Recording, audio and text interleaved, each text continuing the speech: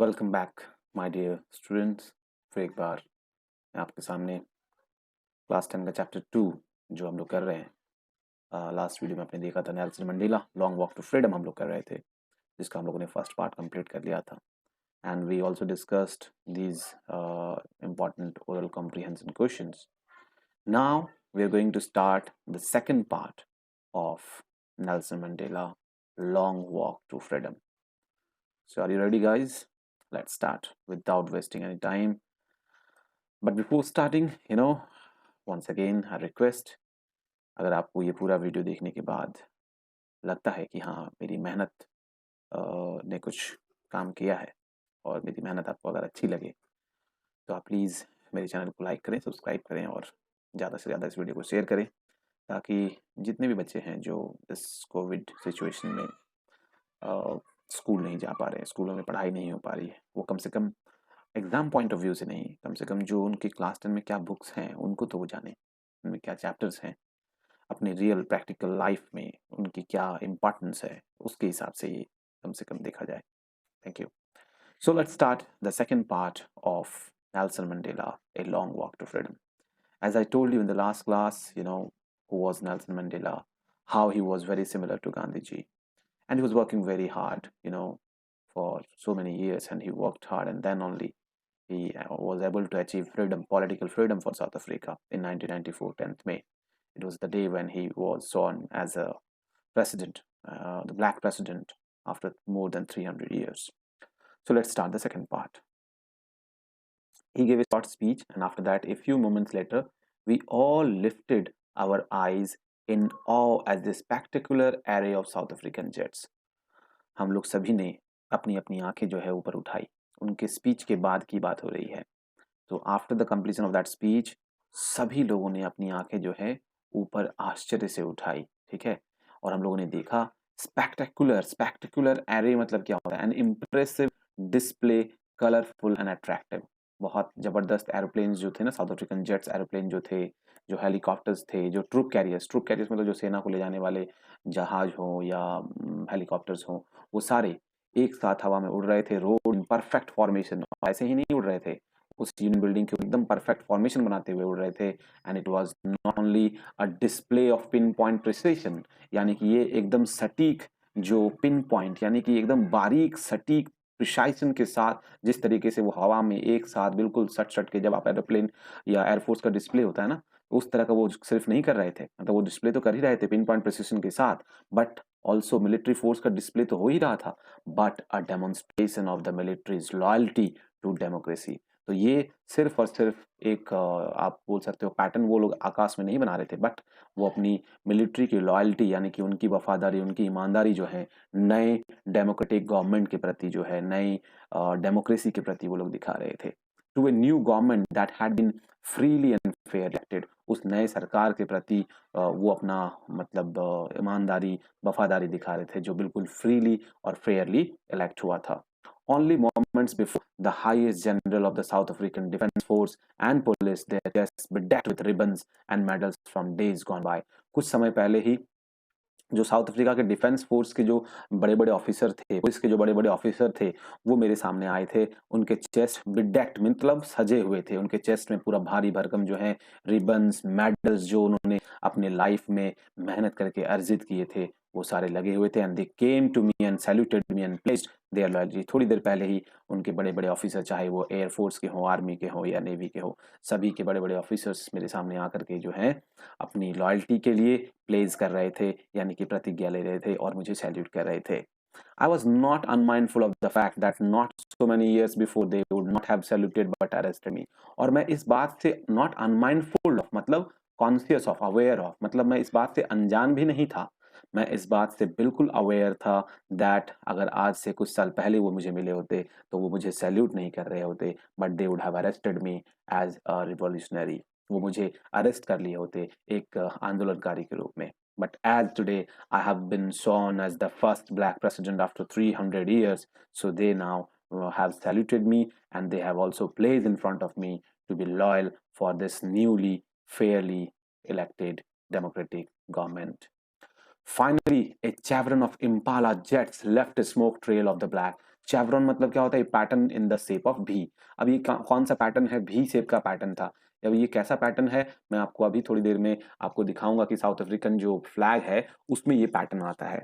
और इम्पाला जो है ना, एक कंपनी का नाम है जिस कंपनी के जेट्स आते हैं। तो वो इम्पाला कंपनी के जेट्स जो थे वो एक चैवरन पैटर्न बना रहे थे, एक भी पैटर्न बना रहे थे। और उनके जेट्स के पीछे से जो स्मोक निकल रहा था, धुआं निकल रहा था, जो ट्रेल था धुआं का, जो पीछे से जो ट्रेल मतलब जो पीछे से जो धुआं बनता हुआ निकलता हुआ आ रहा था, अलग अलग कलर के धुएं निकल रहे थे, अलग अलग जेट्स थे, किसी से ब्लैक, किसी से रेड, किसी से ग्रीन, किसी से ब्लू और किसी से गोल्ड। और ये सब मिलाकर इस तरीके से आकाश में, स्काई में वो पैटर्न बना रहे थे जैसे कि एक नया साउथ अफ्रीकन फ्लैग का पैटर्न होता है। तो मैं आपको दिखाना चाहूंगा स्टूडेंट्स की नया जो साउथ अफ्रीकन फ्लैग था वो कैसा था। सो यहाँ पर आप देख रहे हैं फ्रेंड्स कि रेड भी है, व्हाइट भी है, ग्रीन भी है, ब्लू भी है, गोल्डन जो जिसको येलो बोला गया, एंड ब्लैक भी है।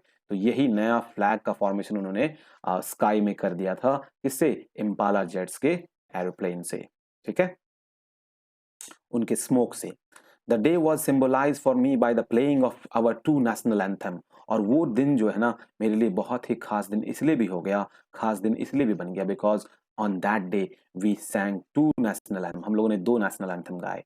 And the vision of white singing, जो वाइट लोग थे वो गा रहे थे एन कॉसिसिकल अफ्रीका। तो एन कॉसिसिकल आई अफ्रीका जो है, ये ओल्ड जो वाइट लोग थे उनका ये जो है क्या था? उनका ये नेशनल एंथम था। तो व्हाइट लोग जो हैं वो एन कॉसिसिकल आई अफ्रीका गा रहे थे, एंड द ब्लैक सिंगिंग डाइस्टेम, और ब्लैक जो है वो डाइस्टेम गा रहे थे। तो ये उनका पुराना जो है साउथ अफ्रीकन नेशनल एंथम था। दोनों ही नेशनल एंथम गाए गए। व्हाई? दोनों नेशनल एंथम इसलिए गाए गए कि कहीं भी किसी को भी ये ना फील हो कि आज ब्लैक प्रेसिडेंट आ गए हैं तो मतलब जो है वो मतलब व्हाइट लोगों को जो है वो दरकिनार कर देंगे। ठीक है ना? तो इसका हम लोग एक बार आपको मीनिंग दिखा देते हैं कि ये मीनिंग क्या था। जो पहली दो चार लाइन है वही उसी का मीनिंग हम आपको दिखा दे रहे हैं। एन कॉसिसिकल आई Africa, the title of one of two songs that make up the South African national anthem, जिसका मतलब होता है गॉड ब्लेस अफ्रीका। ठीक है, एन कॉसिसिकल आई अफ्रीका मतलब होता है God bless Africa. And the black singing डाइस्टेम, और जो ब्लैक जो लोग थे वो लोग डाइस्टेम गा रहे थे। तो डाइस्टेम जो है ये नेशनल एंथम जो है ये ब्लैक लोगों का था, जिसका मतलब होता है actually the voice of south Africa. में आ गया होगा कि एन कॉसिसिकल आई अफ्रीका जो जो व्हाइट लोगों का जो नेशनल एंथम था, इसका मतलब होता है गॉड ब्लेस अफ्रीका। ठीक है, और जो डाइस्टेम होता है इसका मतलब होता है वॉइस ऑफ अफ्रीका। तो ये दोनों ही जो नेशनल एंथम थे वो अलग अलग लोगों के थे, ये व्हाइट लोगों के, ये ब्लैक लोगों के, लेकिन दोनों ही नेशनल एंथम गाए गए। एज आई टोल्ड यू कि they don't want to actually oppress other, और किसी एक का नेशनल एंथम अचानक से बंद कर देना एक वही बात हो जाएगी कि कहीं ना कहीं तो ऑपरेशन हो रहा था। थोड़ी देर पहले ही हमारे नेल्सन मंडेला ने ये वचन लिया था कि आज के बाद इस धरती पर कभी भी किसी के ऊपर ऑपरेशन या इल ट्रीटमेंट नहीं होगा, irrespective of their caste, color and creed. So both national anthem were sung. और ऊपर में आपको मैंने बताया कि किस तरीके से साउथ अफ्रीकन फ्लैग का जो सिंबल है वो इम्पाला जेट्स ने अपने स्मोक से बनाया, अलग अलग कलरफुल स्मोक से। ठीक है, ये सब बहुत बेहतरीन वहां पर नजारा था। And the black singing Dice-Tame the old anthem of the Republic. Although that day neither group knew the lyrics of anthem they once despised. लेकिन उस दिन भले ही व्हाइट लोग ब्लैक लोगों का भी नेशनल एंथम गा रहे थे, ब्लैक लोग व्हाइट लोगों का भी नेशनल एंथम गा रहे थे, but they don't know the actual meaning.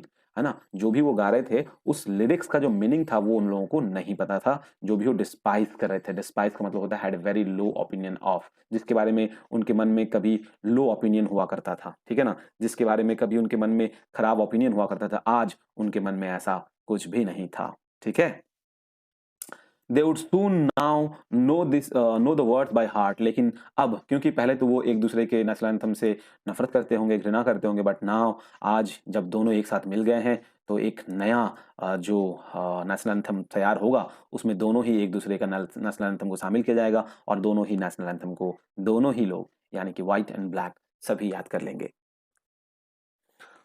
On the day of the inauguration, I was overwhelmed with sense of history.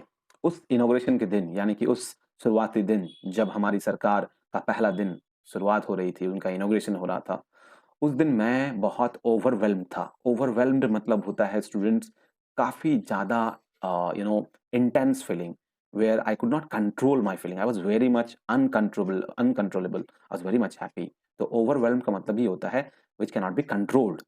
और मुझे इस बात की इसलिए खुशी हो रही थी, इतनी ज़्यादा इसलिए खुशी हो रही थी, जिस खुशी को मैं कंट्रोल नहीं कर पा रहा था, because I was sensing that this is something historical happening. कुछ तो हिस्टोरिकल हो रहा था, and the historical thing was that the black people were singing the white and national anthems, the white people were singing the black national anthem, and they were singing together. So this was a sense of history.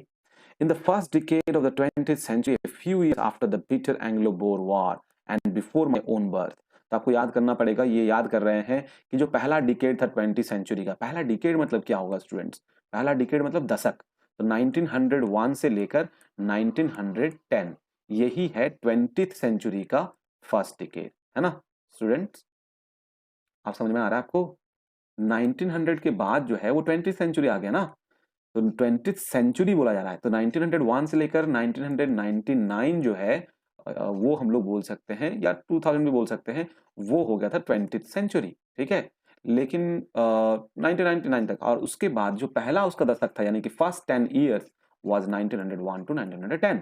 तो जो पहला decade था 20th century का, a few years after the bitter Anglo Boer war, तो Anglo Boer war हुआ था। अभी Anglo Boer वार क्या था, ये हम लोग थोड़ा-सा यहाँ पर जान लेते हैं। बहुत ही कड़वाहट भरा, बहुत ही बुरा एक एंग्लो बोर वार हुआ था। So let's find out and just tell us कि एंग्लो बोर वार आखिर क्या था? तो देखिए, एंग्लो बोर वार जो है ना, ये second Boer war was also known as the Boer war, the Anglo Boer war, और the South African War was a conflict fought between the British Empire and the two Boer republics over the empire influence। तो आखिरकार यहाँ पर British लोगों के साथ ना लड़ाई हुई थी, ठीक है।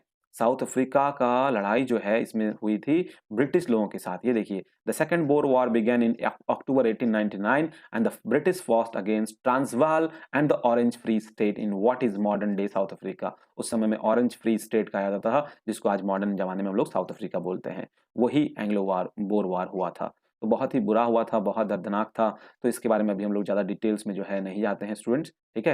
ये देखिए, सेकंड बोर वार जो है वो 3 साल तक चला था, 1899 से लेकर 1902 तक, और इसमें 22,000 ब्रिटिश और 12,000 अफ्रीकन लाइव्स चली गई थी, ठीक है। इतने लोग मारे गए थे।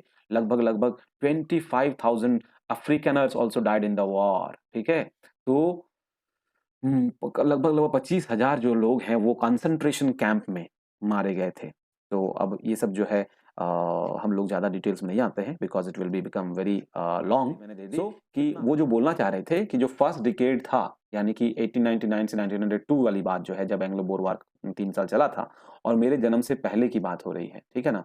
तो नेल्सन मंडेला का जो बर्थ हुआ था, वो उसी समय से पहले की बात हो रहा है। उसी, ये देखिए, he was born in July 18, 1918, okay, and he died on 2013। तो जुलाई 18, 1918 में उनका जन्म हुआ था। So Nelson Mandela was born in 1918। तो फर्स्ट दशक से पहले की मतलब फर्स्ट दशक में एंग्लो हुआ था, और मेरे जन्म से पहले, यानी कि उन एंग्लो बोर वार और मेरे जन्म से पहले, यानी कि 1903 और 1918 से पहले, the white skin people of south Africa, the white-skinned people of South Africa patched up their differences and erected a system of racial domination against the dark-skinned people of their own land। उसी समय जो है ये कड़वाहट develop हुई थी, जो apartheid जो थी ना, ये उसी समय डेवलप हुई थी। जो भी साउथ अफ्रीकन व्हाइट स्किन थे, गोरे लोग थे, उन्होंने एक patch up there differences, patch up there differences मतलब उन्होंने एक धब्बा सा लगा दिया था, एक एक तमगा सा लगा दिया था ब्लैक लोगों के खिलाफ, डार्क स्किन पीपल के खिलाफ, जो कि उन्हीं के देश के थे। एक डिफरेंस पैदा हुआ था उसी जमाने में। The structure they created formed the basis of one of the harshest, और जो उन्होंने स्ट्रक्चर क्रिएट किया था, what was the structure Nelson Mandela is talking about? The structure of apartheid, the structure of differences, the structure of discrimination due to color। तो इसके वजह से जो समाज पैदा हुआ था, जो स्ट्रक्चर क्रिएट हुआ था, वो बहुत ही हार्शेस्ट, यानी कि काफी भद्दा था, बहुत ही तकलीफ नुमा था, एंड मोस्ट ह्यूमन, काफी अमानवीय था। काफी अमानवीय सोसाइटी का जन्म हुआ था, the world has ever known. पूरे विश्व ने इतना अमानवीय, इतना घृणात्मक, इतना गंदा समाज, सोसाइटी नहीं देखा था। Now in the last decade of the 20th century, और जब हम लोग बात कर रहे हैं 1994 10th मई की, ठीक है, आपको याद होगा। अगर आपको याद नहीं है तो आप पहला वाला वीडियो देखें, how this day is important. तो इस दिन जो है आज हम लोग मतलब लास्ट डिकेड में पहुंच गए 20th सेंचुरी के, and my own 8th decade as a man, उनका अपना 8वां डिकेड हो गया है। तो आप समझ सकते हैं 1918 में उनका जन्म हुआ, so that decade he actually the second decade he was there, and he was also in the last decade. So from 1918 you can just count it, he was over 80 years. तो 8वां दशक उनका चल रहा था, and that system had been 80 years के आसपास वो पहुंच गए थे, एंड दैट सिस्टम, है ना, अपने जो 70 से 80 वाले एज में थे, और वो जो सिस्टम जो था ना, had been overturned forever and replaced one that recognized the rights and freedom of all people।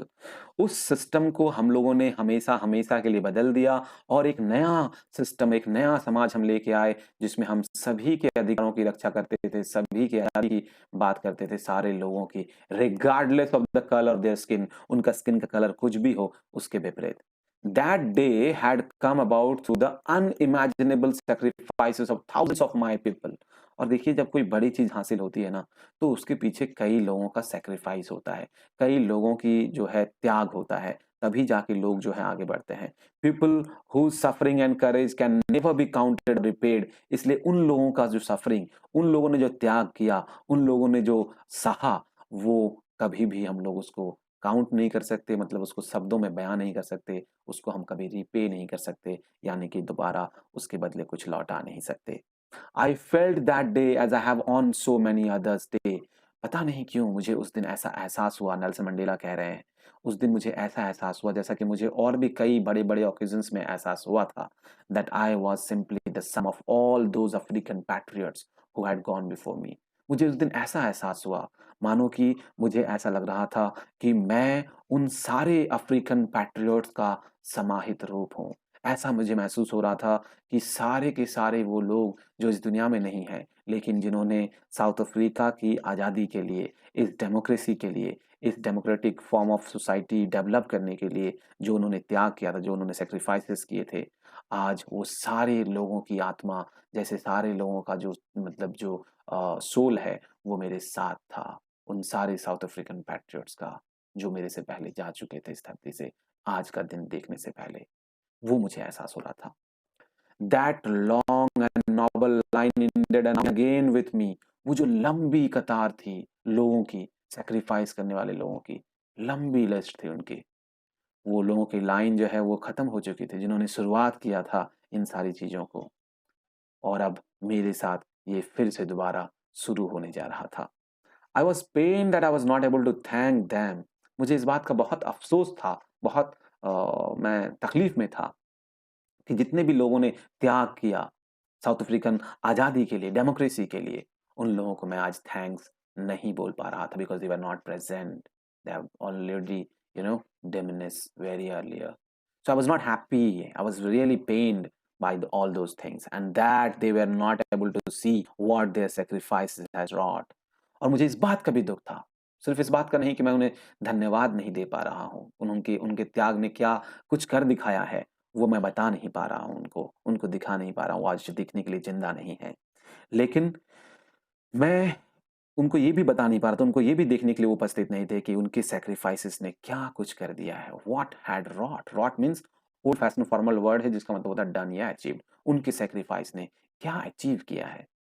This has been not just because of Nelson Mandela, this has been because of those, patriots who have lost their life, who have suffered a lot for this cause, for this single cause of forming South Africa a freedom country from and forming a new democratic form of society। उस idea के लिए जिन्होंने अपना त्याग किया, वो सारे लोग को आज मैं थैंक्स नहीं बोल पा रहा हूँ, वो सारे लोग आज ये देखने के लिए उपस्थित नहीं है कि उनके त्याग ने what had been brought by their sacrifice, they are not present here to see it। So I was very much pained। The policy of apartheid created a deep and lasting wound in my country and my people।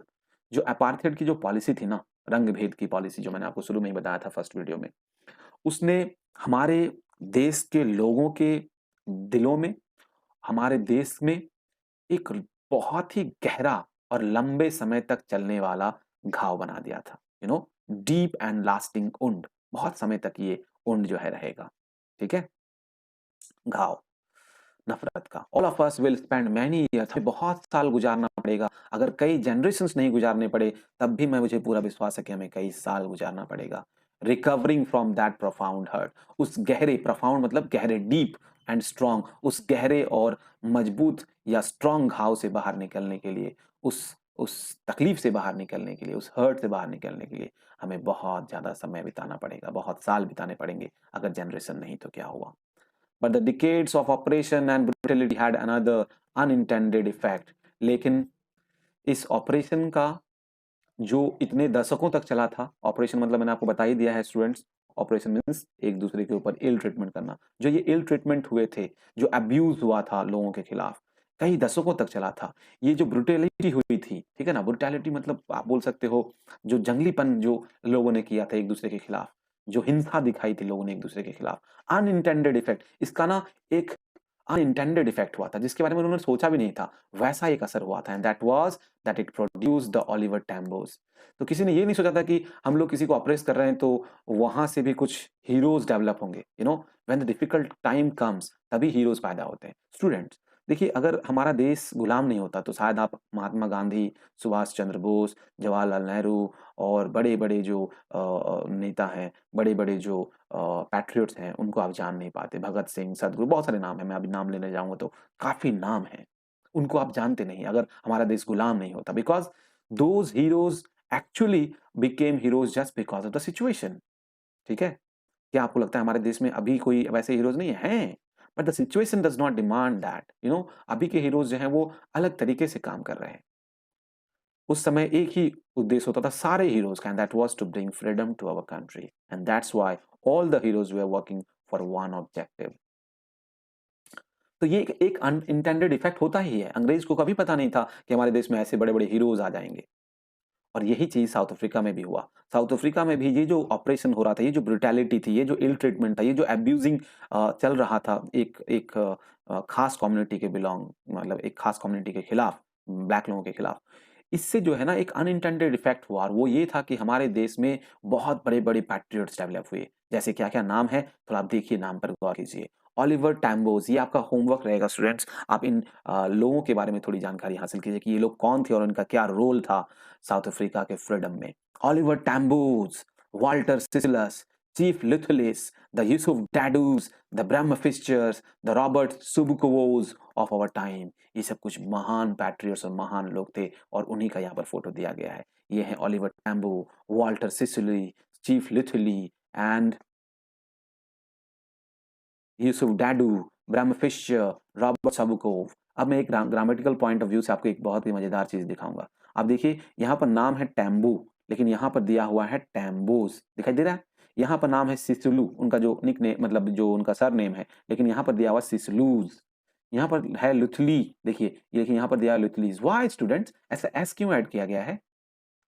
इसका reason ये है कि यहाँ पर एक तरीके से इनके नाम के द्वारा ही is trying to suggest that there was not only Walter Sisulu, there are so many Walter Sisulus. जैसे हम लोग बोलते हैं ना, बहुत सारे गांधी मतलब पैदा हो गए थे, बहुत सारे पैट्रियट्स पैदा हुए थे। तो यहाँ पर ये एक कॉमन नेम है, इनके जैसे और भी हजारों नेम थे जिन्होंने सैक्रिफाइस दिया था। So these are only the representative, these are only the public figure, but इनके जैसे बहुत सारे थे, इसीलिए वो एस लगाया गया है। दैट डजंट मीन कि ये सिर्फ 6 लोगों की बात वो कर रहे हैं। ये actually meant that there were so many man of such extraordinary quality. ये सब खास लोग थे, ऐसे लोग बहुत सारे नेम थे। ठीक है?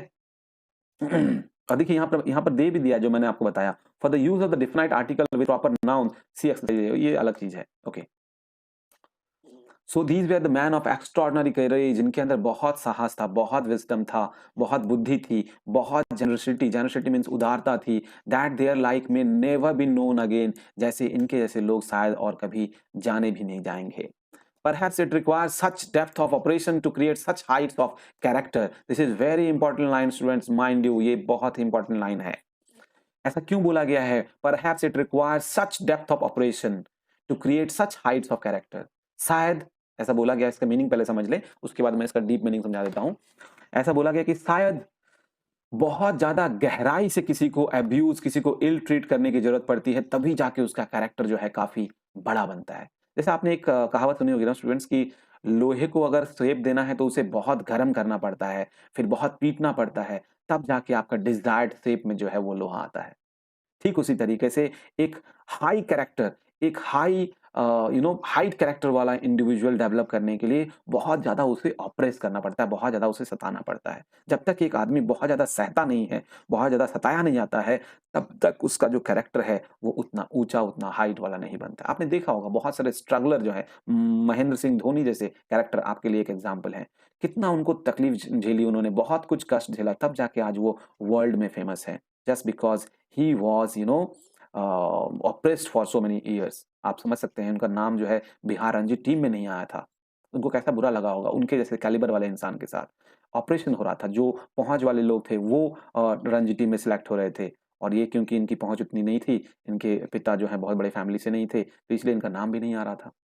तो कैसे ऑपरेशन से ना एक बड़ा इंसान बनता है, वो बताया गया है, वही बताया गया है कि if want to create a good character person, then you have to oppress them, then you have to actually provide them to feel all those operations, to feel all those conditions. आपको अगर किसी एक individual को बहुत अच्छा बनाना है, बहुत strong बनाना है, तो उसको हर परिस्थिति से होकर गुजरना पड़ेगा। कहने का मतलब वही है। तो इसलिए बोला गया है कि शायद बहुत ज़्यादा डीप डेप्थ ऑफ ऑपरेशन से बहुत ज़्यादा ऊँचे कैरेक्टर डेवलप होते हैं। उनको समझ में आता है कि क्या है, क्या नहीं है। My country is rich in the minerals and James that lie beneath it's soil. आपको पता है स्टूडेंट्स कि south Africa is famous for diamonds and gold mines, ठीक है? तो इसलिए वो बोल रहे हैं कि मेरे देश में मिनरल्स और जेम्स यानी कि कीमती पत्थर जो हैं और हीरे जवाहरात जो हैं वो तो भरे हुए हैं। But I have always known that it's greatest wealth is people. लेकिन मैंने हमेशा से जाना है कि हमारे साउथ अफ्रीकन कंट्री का जो सबसे बड़ा वेल्थ है वो हमारे लोग हैं। Finer and truer than the purest diamond. जो डायमंड्स हमारे खदान में मिलते हैं ना, उससे भी ज़्यादा फाइनेस्ट और उससे भी ज़्यादा सच्चे हमारे देश के लोग हैं। एंड आई बिलीव कि मेरे देश के लोग जो हैं, वो डायमंड से भी ज़्यादा कीमती हैं। It is from these comrades in the struggle that I learn the meaning of courage. मैंने इन्हीं कॉमरेड से, कॉमरेड मतलब साथी, सहयोगी, मैंने इन्हीं सहयोगियों से जो संघर्ष के दौरान मैंने सीखा है कि करेज का असली मतलब क्या होता है, साहस का असली मतलब क्या होता है। Time and again I have seen man and women risk and give their lives for an idea. मैंने कई बार देखा है आदमी और औरतों को अपना जीवन तक त्याग देते हुए सिर्फ और सिर्फ एक आइडिया के लिए, and the idea was to bring freedom for the South African nation. I have seen men stand up to attacks and torture without breaking। मैंने कई बार देखा है लोगों को, कितने सारे इंसान, कितने सारे लोग जो हैं टॉर्चर किए जाते थे, बट वो टूटते नहीं थे। They they they actually do not break, you know. Instead, they were tortured very hard, showing a strength and resilience that defies the imagination। वो ऐसे स्ट्रेंथ दिखाते थे, ऐसी शक्ति दिखाते थे, ऐसे resilience दिखाते थे। Resilience means the ability to deal with any kind of hardship and recover from its effect। कैसी भी तकलीफ नुमा परिस्थिति को झेलने की शक्ति और वहां से रिकवर करने की शक्ति को रेजिलियंस बोलते हैं। वो ऐसी शक्ति दिखाते थे, ऐसी प्रतिरोध दिखाते थे जो आपकी कल्पना से भी परे है। That defies the imagination, that means that is beyond our imagination. I learn that courage was not the absence of fear. मैंने ये जाना था उन लोगों से कि करेज का मतलब जो है वो डर का ना होना साहस नहीं होता है, ठीक है? उन्होंने सीखा था कि डर का ना होना साहसी व्यक्ति की निशानी नहीं है, but the Triumph over it, बल्कि डर के ऊपर जीत प्राप्त करना जो है वो साहसी व्यक्ति की निशानी है। आपको याद होगा वो एक ऐड आता था माउंटेन ड्यू का, डर के आगे जीत है। तो डर के आगे कैसे जीत आती है? जब आप डर को आखिरकार पार कर लेते हो, जब आप डर को झेल लेते हो और डर के ऊपर आप तभी विजय प्राप्त करते हो। सिर्फ डर ना होना साहसी व्यक्ति की निशानी नहीं है, बल्कि डर को दूर करने वाले कार्यों को करके डर को खत्म कर देना ही साहसी व्यक्ति की निशानी है। The brave man is not he who does not feel afraid. जो मैंने अभी अभी आपको बताया, साहसी इंसान वो नहीं है जिसे डर नहीं लगता है, but he who conquers that fear. बल्कि साहसी इंसान वो है जिसने डर को अपने वश में कर लिया है, डर को अपनी मुट्ठी में कर लिया है। No one is born hating another person because of the colour of his skin. इस दुनिया में कोई भी इंसान पैदा होने के साथ ही किसी दूसरे इंसान को कलर के लिए, उसके रंग के लिए, उसके बैकग्राउंड के लिए या उसके रिलीजन के लिए नफरत करते हुए पैदा नहीं होता है, ठीक है? मतलब कहा जा रहा है कि पैदाइश से हम लोग नफरत हमारे मन में नहीं होता है। People must learn to hate. इस धरती में हम आते हैं, इस समाज में हम रहते हैं और समाज में रहते रहते हम सीखते हैं कि नफरत किससे करना है, क्यों करना है। वरना इंसान को कभी नफरत देकर भगवान या ईश्वर पैदा नहीं करता। And if they can learn to hate, और उनका कहना है नेल्सन मंडेला का कि अगर हम लोगों को नफरत करना सिखा सकते हैं, then can be taught to love, तो हम उन्हें प्यार करना भी सिखा सकते हैं, क्योंकि love comes more naturally to human heart and its opposite. Love जो है इंसान के दिल में नेचुरली आता है अपने प्रतिद्वंदी नफरत के तुलना में। लव जो है वो नेचुरल होता है। इसका बहुत सीधा एग्जांपल है स्टूडेंट्स, जब आपने देखा होगा बच्चों को, कोई भी छोटा बच्चा जो है ना, सबसे पहले मुस्कुराना सीखता है, स्माइल करना सीखता है। वो कभी आपको गुस्सा से देखना नहीं सीखता है, ठीक है ना? वो मुस्कुराना सीखता है। सबसे पहले तो रोता है, ये सही बात है, लेकिन जो फीलिंग्स आती है वो स्माइल करना पहले सीखता है, गुस्सा करना नहीं सीखता। आपने कभी देखा कि बच्चा पहले गुस्सा कर रहा है? कभी नहीं। तो दिस टेल्स अस कि नेचुरल होता है, जो स्माइल होती है, जो मुस्कुराहट होती है, जो लव होता है, वो क्वाइट नेचुरल होता है। ठीक है? गुस्सा करना तो बच्चा बाद में सीखता है। Even in the grimmest time in prison, सबसे खराब से खराब समय जो मैंने जेल में गुजारे थे, when my comrades and I were pushed to limits, जहां पर मेरे साथियों को, सहयोगियों को और मुझे एकदम लिमिट तक, एक्सट्रीम लिमिट तक पुश किया गया था, टॉर्चर किया गया था। पुश टू अवर लिमिट मतलब ये देखिए दिया गया, push to the last point in our ability to bear pain, हमारे दर्द सहने की शक्ति की अंतिम क्षण तक हमें टॉर्चर किया गया था। But I would see A gleam of humanity in one of the guards, लेकिन तब भी मैंने देखा था कि उस गार्ड जो हमें टॉर्चर कर रहा था, उसके अंदर भी मैंने हल्की सी एक झलक देखी थी इंसानियत की। मैंने देखा था उस गार्ड के चेहरे में भी वो एक हल्की सी झलक मुझे दिखी थी इंसानियत की, and that keep me assure me and keep me going for more. और मुझे दर्द सहने की शक्ति उससे मिली। मुझे लगा कि हाँ, शायद ये भी बदलेगा। And man's goodness is a flame that can be hidden but never extinguish. और मैं जानता था इंसान की जो अच्छाई है ना, वो एक ऐसी लॉ है, फ्लेम मतलब लॉ, जो दिया का जो फ्लेम होता है ना, फ्लेम समझ रहे हो ना स्टूडेंट? ये सपोज दिया है और ये जो हिस्सा है ये दिया है, ठीक है, और ये जो है ये फ्लेम है। तो उनका कहना है कि इंसान की जो अच्छाई होती है ना, वो इसी फ्लेम की तरह होती है, जिसे कभी छिपाया तो जा सकता है लेकिन कभी बुझाया नहीं जा सकता। विच कैन बी हिडन, छुपाया जा सकता है, but which can not be extinguished, लेकिन इसे बुझाया नहीं जा सकता। ठीक है? So students, with this we have come to the end of the second part, and we will just do the oral comprehension today, and then we will do the next part in the next video. This chapter is divided into 3 videos, and it is necessary, this is a very deep meaning chapter, and this is very tough for students to understand, and that's why I'm trying to make you understand line by line, word by word, and also the internal and deep meaning in this chapter. Okay, so the first question: what do the military generals do, and how has their attitude changed, and why? What do the military generals do? Military generals क्या कर रहे थे?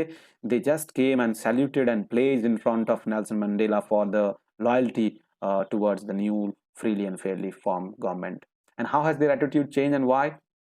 Nelson Mandela knew and he was aware that earlier they would have not saluted him, but instead they would have actually arrested him as being a revolutionary. So how has their attitude changed? Just their attitude changed because now they come to know that this new form of government was a democratic government which was freely and fairly elected, and now Nelson Mandela has become the representative of newly fairly and fairly elected democratic government, and he was the representative, he was the president, first black president. So that's why their attitude changed. Why were the 2 national anthems sung? 2 national anthem क्यों गाए गए? मैंने आपको already बताया था, because they don't want actually to be, to do the same thing what the white people were doing. The white people were not allowing they don't used to allow actually the black peoples to sing their national anthem, and that's why they don't want the same thing to happen, and that's why they just sang both national anthem of white and blacks together. How does Mandela describe the system of government in the country in the first decade and in the final decade of the 20th century? कैसे first decade में जो क्या system था? First decade, at that time only the white people have patched up, that line.